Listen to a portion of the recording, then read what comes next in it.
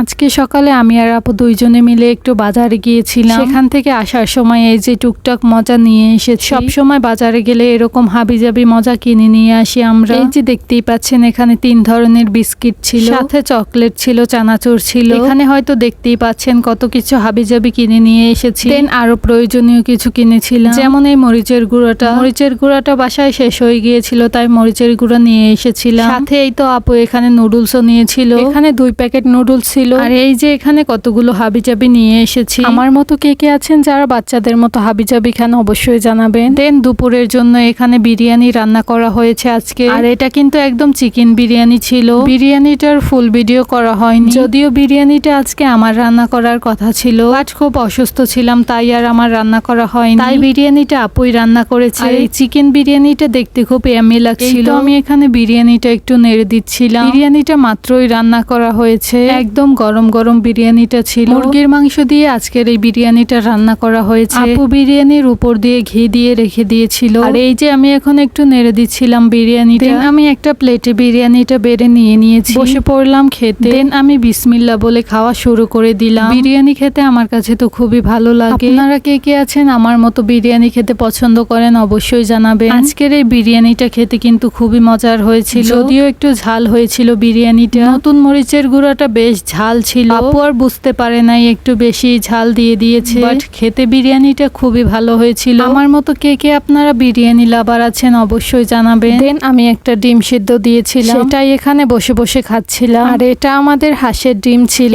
তো আমি এখানে বসে বসে সিদ্ধ ডিমটা খেয়ে নিচ্ছিলাম। দেন আমি একটু গরুর দুধ জাল করে রেখেছিলাম, দুধটা ঠান্ডা হওয়ার জন্য রেখে দিয়েছিলাম। দেন ঠান্ডা হওয়ার পর আমি এখানে দুধটা ঢেলে নিচ্ছিলাম। দুধটা একদম ঠান্ডা হওয়ার পর আমি এখানে একটা মগে দুধটা ঢেলে নিচ্ছিলাম। দুধটা যেহেতু ঠান্ডা হওয়ার জন্য রেখে দিয়েছিলাম তাই একটু সরও পড়েছে। আর এটা কিন্তু গরুর দুধ ছিল, আমার কাছে তো গরুর দুধের সর খেতে খুবই ভালো লাগে।